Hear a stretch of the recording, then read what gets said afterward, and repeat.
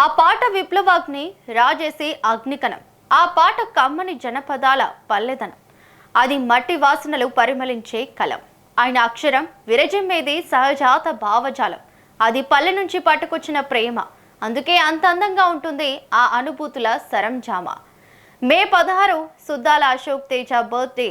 ఈ సందర్భంగా ఆయన పాటల తోటలోకి ప్రవేశిద్దాం. పాట రాయాలంటే హృదయంలో దాని తాలూకు అనుభవాన్ని మోయాలి.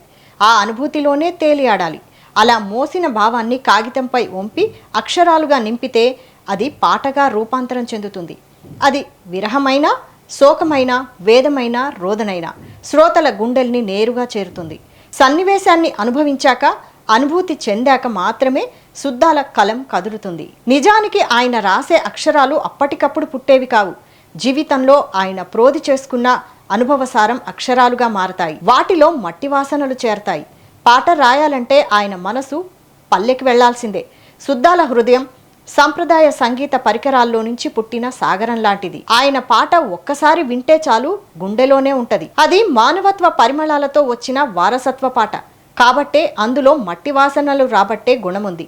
పచ్చని పల్లె అందాల్ని ఒడిసిపట్టే నైపుణ్యముంది. హృదయాంతరాల్లో దోబూచులాడే తేటదనముంది.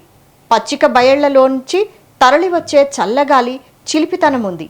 మనోరస రాజ్యాన్ని రమణీయంగా వెలిగించే జానతనముంది. పల్లెటూరి పడుచుపిల్లల ఆనందాన్ని వర్ణించడమే కాదు, వారి ఆత్మాభిమానాన్ని పదాలుగా మార్చి 10 మందికి పంచటమూ వచ్చు.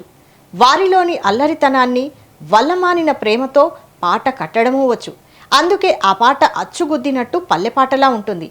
ఆయన అలా సరదాగా ఓ పాట రాసినా శ్రోతల్ని ఫిదా చేస్తుంది. అది సదా యువ హృదయాల్లో వలపుల వరదై పొంగుతుంది.